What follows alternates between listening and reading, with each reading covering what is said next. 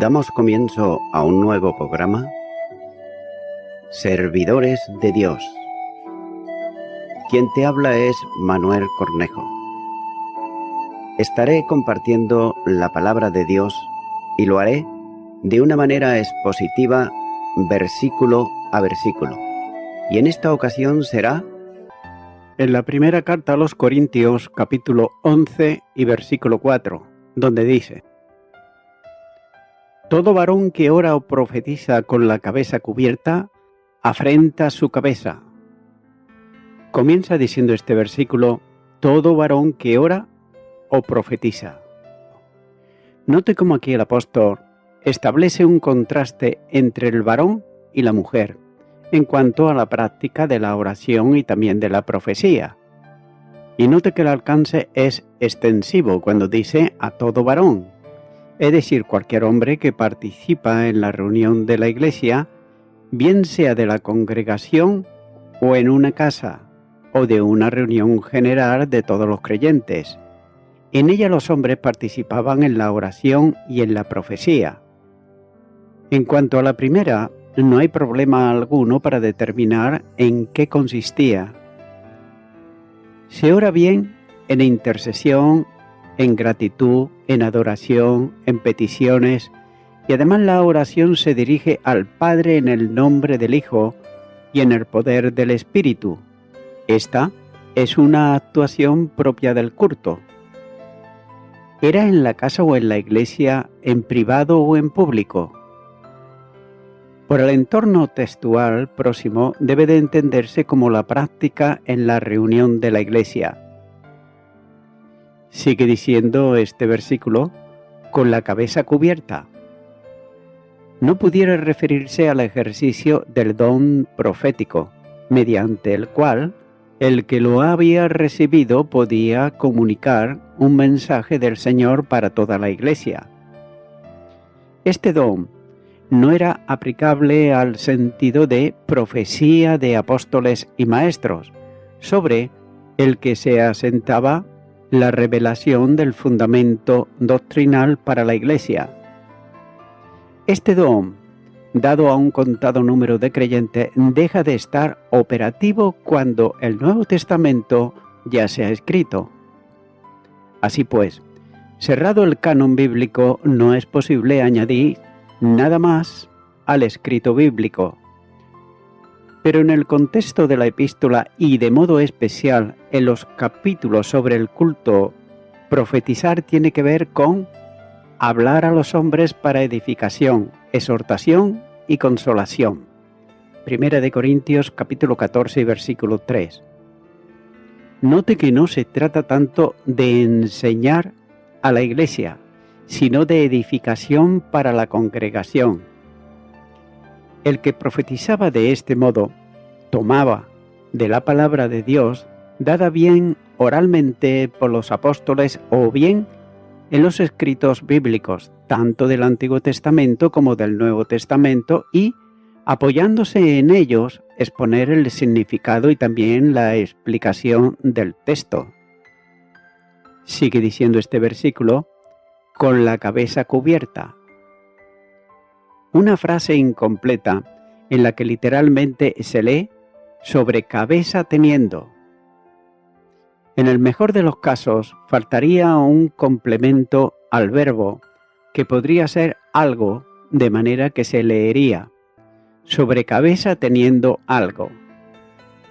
Pero no es seguro si los judíos oraban ya entonces con el tailit, especie del velo que cubría la cabeza y descendía hasta los hombros y cubría en buena medida los brazos que ponían para orar. El tallit, gado, se usaba en la sinagoga para la oración y en el momento de la primera oración por la mañana. Lo usaban como símbolo de apartarse del mundo para dialogar con Dios. Las comunidades cristianas tenían siempre un número de conversos procedentes del judaísmo y cabe pensar que, ¿acaso el tallit siguiera siendo usado por estos en el tiempo de la oración o de la profecía? Es evidente que históricamente hablando, que los romanos se cubrían la cabeza durante las devociones religiosas, fuesen privados o públicos, extendiendo su toga sobre la cabeza. Los cristianos debían huir de la idolatría, por lo que el apóstol está estableciendo a los varones cristianos la actividad pública de oración o de profecía sin cubrir la cabeza. Sin embargo, se aprecia que el apóstol está refiriéndose a una costumbre que entra en las iglesias de la gentilidad. Ahora bien, no tenemos referencias ciertas sobre esto, salvo las palabras del apóstol, ya que los corintios entendían claramente de qué estaban hablando. Nosotros tenemos que hacer suposiciones sobre lo que podía ser. Pero en cualquier caso, Pablo se refiere a una práctica incorrecta. Sigue diciendo este versículo, afrenta su cabeza. Note como la consecuencia evidente cuando dice que afrenta o deshonra su cabeza. Ahora bien, ¿a qué cabeza se refiere? Pudiera ser su cabeza personal en el sentido que sería equivalente a deshonrarse a sí mismo, o podía ser a la cabeza del varón, que como se dijo en el versículo anterior, es Cristo. Esta interpretación tiene como base especial lo que enseñará más adelante en relación por contraste con el porte de la mujer. Sin embargo, se estará considerando luego una opción de que no se trate tanto de un velo en el sentido en que nosotros lo entendemos hoy, sino del pelo. En este caso, Pablo estaría enseñando a hombres a tener el cabello corto, de modo que no cubriese la cabeza. Pero tal propuesta concuerda con la pregunta retórica final del párrafo, cuando dice que la naturaleza misma ¿no os enseña que el varón le es deshonesto dejarse crecer el cabello? Versículo 14. En práctica idolátrica, especialmente en relación con prácticas sexuales perversas, hombres se cubrían la cabeza con el pelo largo, al estilo de una mujer. En cualquier caso, una acción como la que reprueba sería una señal de no aceptar su posición delante de Dios, siendo su imagen y gloria. Versículo 7. Por tanto, estaría deshonrando a Cristo. El párrafo contiene el verbo que habla de deshonrar, unida también al adjetivo que equivale a vergonzoso, como señala el versículo 6, ya que indica un comportamiento inapropiado tanto en los varones como en las mujeres. El adjetivo pone de manifiesto un modo de obrar contrario a lo que era de buenas costumbres en la sociedad de aquel entonces.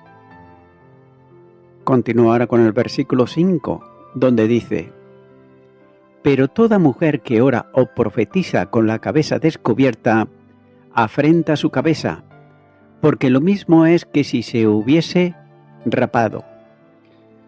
Comienza diciendo este versículo, pero toda mujer que ora o profetiza con la cabeza descubierta. Aquí este versículo requiere una atención especial, sobre todo por lo que la interpretación, o tal vez mejor, la aplicación a lo largo de la historia, ha generado una posición relativa a la mujer en el culto público. Y la primera observación imparcial que exige el texto es que la mujer oraba y profetizaba en el mismo lugar y en las mismas circunstancias que los hombres. Esto quiere decir que no había limitación para la participación de una mujer creyente en el culto congregacional.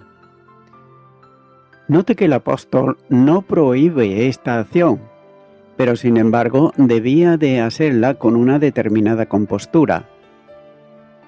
Es evidente que las mujeres tenían el derecho de orar en el culto. Y puesto que profetizar requiere hablar en voz audible, así también aquí en el mismo contexto y en la misma construcción gramatical, no se trataba de una oración silenciosa, sino expresada en voz alta. La Iglesia del tiempo apostólico perseveraba en la oración comunicativa. Una nota bíblica así lo manifiesta cuando dice: todo esto perseveraban unánimes en oración y ruego con las mujeres y con María, la madre de Jesús, y con sus hermanos. Hechos de los Apóstoles, capítulo 1 y versículo 14.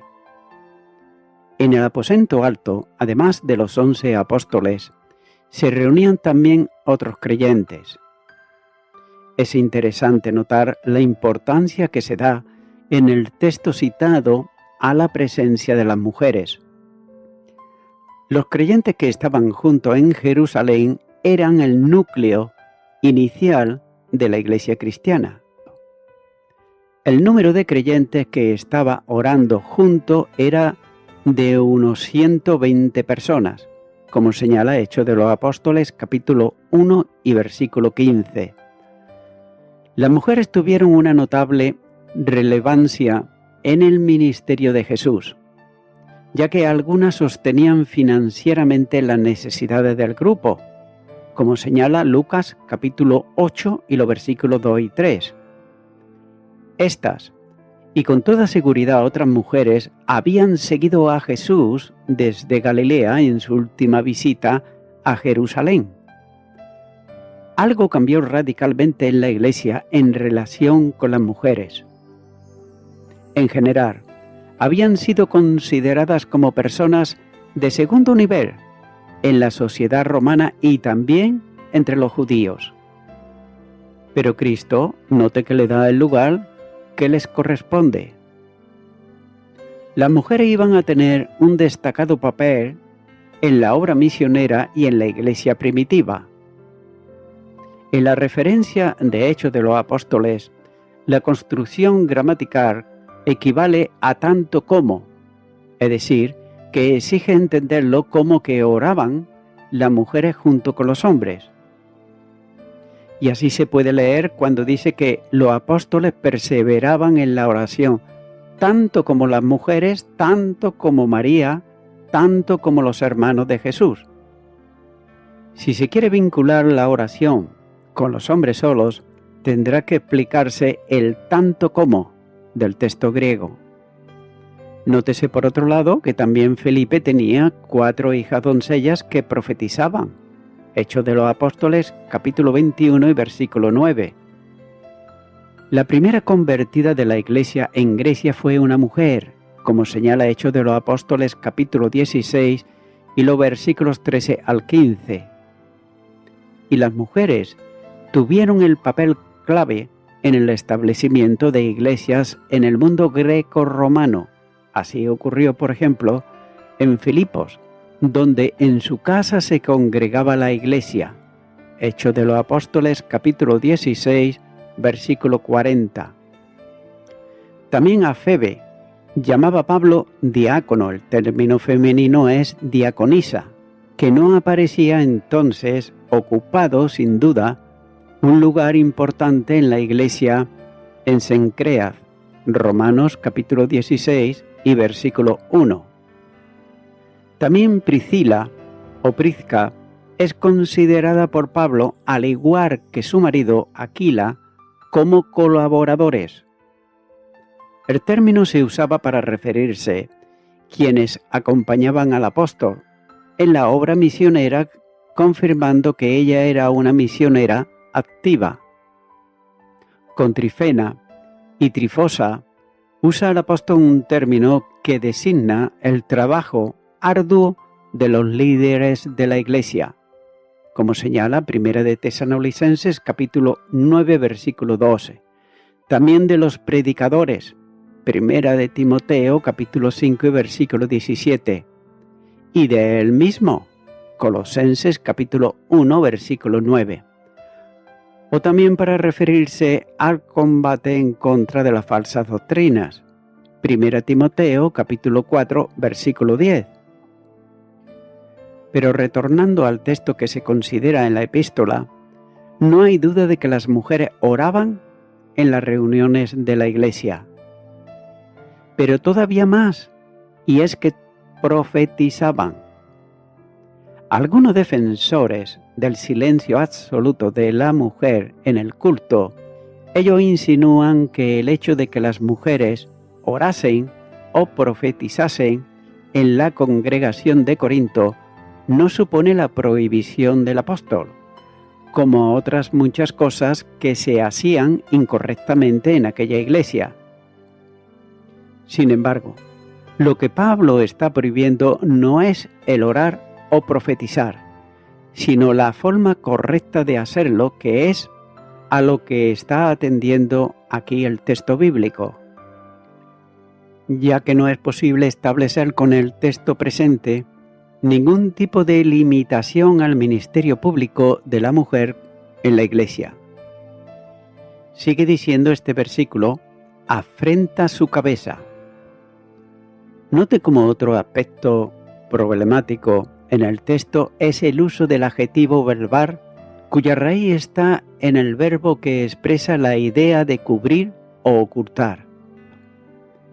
El adjetivo solo aparece esta vez en el Nuevo Testamento, ya que este es un verbo usado con cierta frecuencia en el Nuevo Testamento, bien en forma directa o modificado con las correspondientes preposiciones. En ocasiones también aparece en forma adjetival, como en este caso, pero dentro de la misma raíz. A modo de ejemplo para distinguir el sentido de la palabra, en el griego no se usa el verbo solo, frecuentemente en prosa, pero sí aparece en poesía. Generalmente el sentido que se le da tiene que ver con el significado cubrir, tapar, envolver. Si aparece con las partículas antecedentes, que le dan distintos significados, se usa como nombre de acción en sentido de velo femenino, de modo que sería poner el velo o cubrir con un velo. De igual modo equivale a cobertura, a velo. Y parece ser que el apóstol está refiriéndose a una mujer que ora o profetiza con la cabeza descubierta. Ahora bien, cabe hacerse una pregunta y es la siguiente: ¿se trata de un velo como generalmente se entiende? En este caso, ¿es el velo que usaban las mujeres como extensión del vestido y que cubría parte de la cabeza? El problema consiste en determinar por qué razón, teniendo una palabra concreta para velo, utiliza un verbo que denota la acción de tapar, pero no especifica convenientemente el cómo y el qué. Es más, si el apóstol quisiera hablar de velo, ¿por qué no usó el término que indiscutiblemente se refiere al velo con que la mujer se cubría? Este problema ha degenerado en profundas controversias, que han degenerado incluso en divisiones por intransigencias en posiciones contrarias, ya que hay quienes desean ser fieles a la Escritura y sin sopesar nada más que la literalidad de la versión, exigen que las mujeres cubran la cabeza, bien con un velo, un sombrero, un tocado, etc. Incluso ha habido quienes demandan que lo lleven continuamente, puesto que ellas ocupan en todo lugar el orden divinamente establecido, como señala el versículo 3, y además como deben orar sin cesar, Romanos capítulo 12 y versículo 12, y estar dispuesta a testificar que es como entienden el término profetizar, como así señala la primera carta de Pedro capítulo 3 y versículo 15. Así pues, su relación con los ángeles es constante, como dice Primera de Corintios capítulo 11 y versículo 10. Frente a esto hay quienes sostienen que esto tiene que ver con una forma de indumentaria que era necesaria en el tiempo y cultura romana, pero ya no lo es en el día de hoy.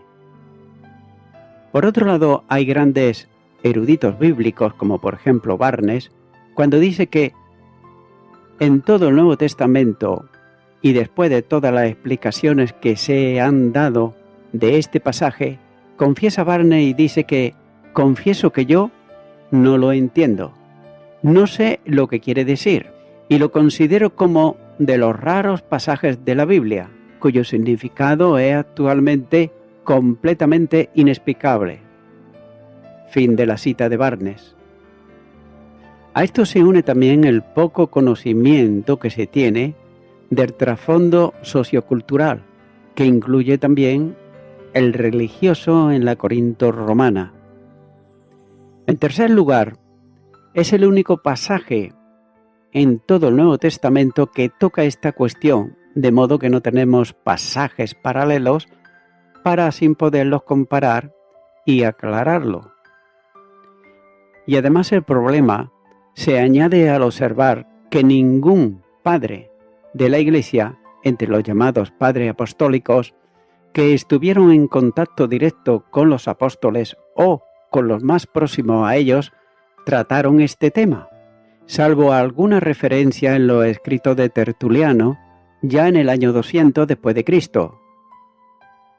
Añádese también aspectos del orden social que corresponden a la estructura de la sociedad en la Corinto romana, como es, por ejemplo, la longitud del pelo en los varones, ya que dejarse crecer el pelo le es deshonroso, como dice el versículo 14, mientras que el pelo largo en la mujer es honroso, versículo 15.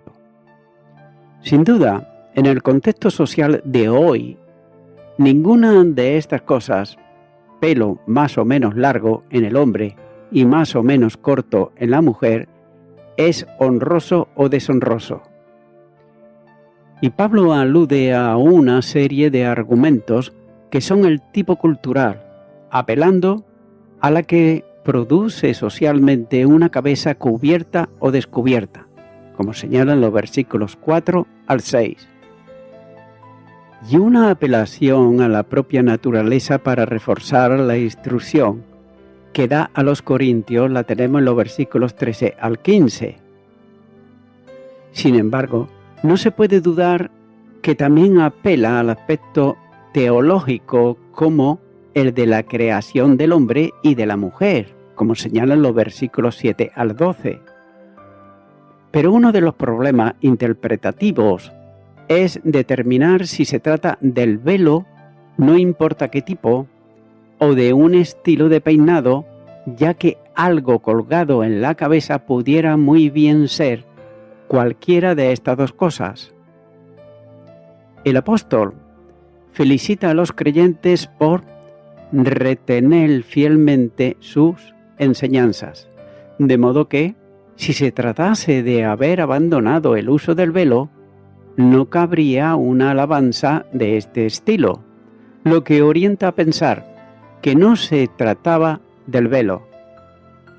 Además, la única vez que se menciona velo en el pasaje dice que los cabellos largos lo reemplazan o ocupan su lugar, versículo 15. Del mismo modo es necesario comprender por qué causa debe de cubrirse solo cuando ora o profetiza, ya que si los cabellos largos son gloria de la mujer, ¿por qué debe esconderlos? ¿Y qué clase de cosa vergonzosa es la que se corrige con el velo? De este modo, si para Pablo la longitud del cabello femenino es cosa que se va a estar considerando como digna de sostener, entonces, ¿qué importancia tiene si el pelo se cubre con un velo? Las mujeres, en los cultos idolátricos, soltaban el pelo para el ritual religioso. Esto suponía en algunos casos la práctica de la prostitución sagrada. Es dato histórico que los paganos llamaban ateos a los cristianos porque no tenían un Dios visible, representado en imágenes como ocurría por ejemplo con ellos.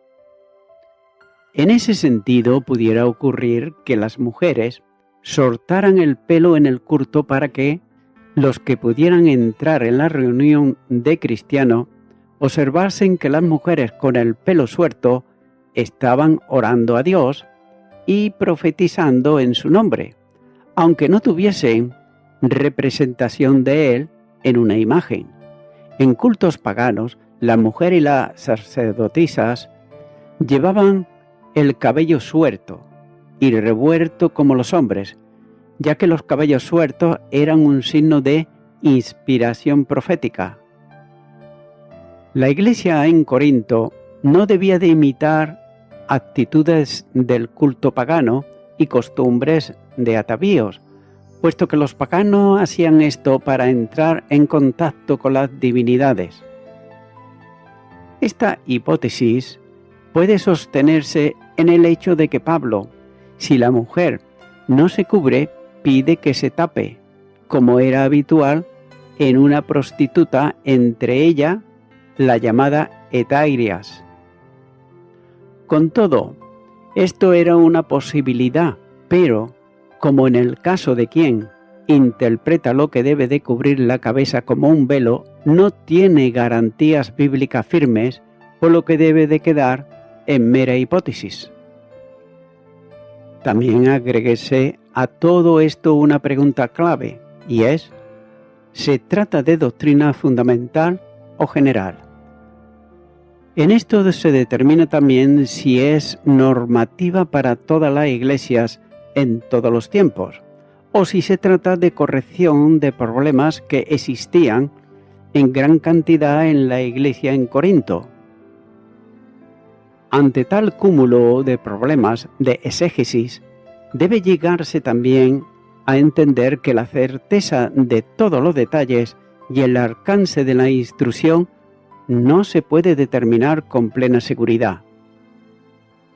Pero lo que es evidente es que los corintios sabían a qué se estaba refiriendo Pablo, pero lamentablemente nosotros, por otro lado, lo ignoramos, al no contar con las consultas que habían hecho al apóstol y que responde en esta epístola.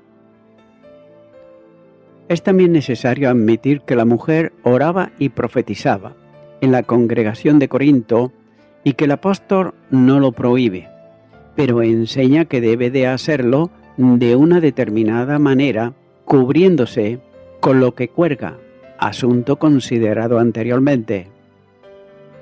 Cuando la participación pública se hacía sin cubrirse en el modo indicado y que los corintios conocían bien, la mujer afrentaba su cabeza. Y aquí nuevamente debe determinarse a qué cabeza se está refiriendo. No parece que sea la suya propia. Luego no queda otra opción que entender esa manera de orar y profetizar como ofensiva al esposo, como cabeza. Pero surge aquí un problema. Podría entenderse así para las casadas, pero ¿y qué pasa para las solteras? Otra vez, el problema interpretativo surge al posicionarse en alguna de las formas que aparentemente satisfagan lo dicho en el texto. Los que piensan que la afrenta a la propia cabeza de la mujer tiene como base la comparación que Pablo hace aquí cuando dice, porque lo mismo es que si se hubiese rapado. En el entorno judío se rapaba a la mujer que era juzgada por adulterio, como señala el libro de Números capítulo 5 y versículo 18. Otras mujeres a quienes se cortaba el pelo eran las esclavas. Si una mujer oraba con el pelo suelto, podía tener el aspecto de una prostituta sagrada, esclava de los dioses. De modo que el apóstol está diciendo que, si es tan valiente para parecer una mujer de este tipo en el culto público, que se rape y parezca lo mismo en la calle a los ojos de todos. Y el apóstol está relacionando la actitud de la mujer con esa falta de su atuendo personal en el culto, con algo semejante a la deshonra de la mujer por esclavitud, por mala vida o por sospecha de adulterio. El versículo exige tomar una posición individual sobre este significado. Personalmente, se puede entender que no se trata aquí de cubrirse la cabeza con un velo, sino más bien de una forma visible en el aspecto femenino, como pudiera ser, por ejemplo, el cabello suelto. Lo que es evidente es que no puede imponerse con autoridad bíblica el uso del velo con los problemas que el texto presenta, y además con la ausencia total de otra referencia en los demás escritos del Nuevo Testamento. Y voy concluyendo con esto. En la cultura de Corinto, la cabeza cubierta de una mujer mientras ministraba o adoraba era un símbolo que indicaba su actitud de sumisión y humildad para con su esposo. Note que el apóstol no impone aquí una ley absoluta para que las mujeres se pongan velos o sombreros en todas las iglesias para todos los tiempos, sino que declara que los símbolos de las funciones establecidas por Dios para el hombre y la mujer deben respetarse en cada cultura, como en el caso, por ejemplo, de la carne ofrecida a los ídolos, como señala esta misma carta, capítulo 8 y los versículos 1 al 13. Es por eso que cubrirse o descubrirse la cabeza no es una cuestión espiritual. Sin embargo, el uso de esta señal como expresión de rebelión contra el orden de Dios es algo erróneo. Amigo y amiga oyente, cubrirse o descubrirse la cabeza no es una cuestión de salvación o no salvación, pero sí que lo es cuestión de pecado, es para todas y todos los que viven sin moralidad alguna y sin respeto hacia Dios y hacia sus semejantes. Es por eso que mi amigo, mi amiga, oyente, no está tanto en buscar si ponerse velo o quitarse el velo, sin llevar el pelo largo o llevar el pelo corto. Lo importante para ti en tu vida ahora, amigo y amiga oyente, es recibir a Jesucristo en tu corazón. Y será su Espíritu, cuando tú le hayas aceptado, el que te guiará a toda la verdad. Ora conmigo esta oración que yo voy a hacer y repite y di: Señor Jesús, quiero pedirte perdón por todos los errores espirituales que he cometido en mi vida. Ahora me arrepiento de ellos y te recibo a ti, Señor Jesús, en mi corazón como mi único Salvador. En tu nombre, amén.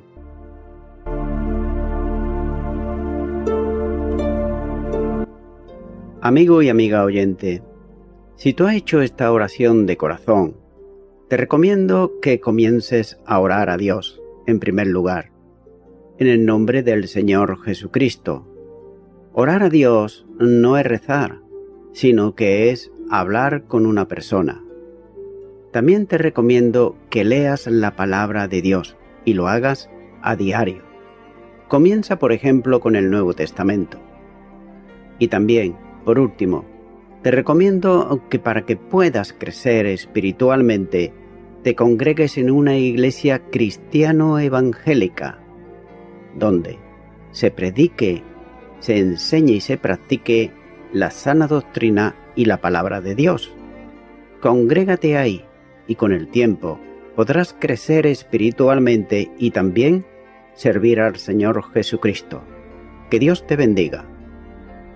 Y a toda la audiencia, nuevamente ya me estoy despidiendo de todos ustedes y será hasta el próximo programa. Que Dios os bendiga a todos.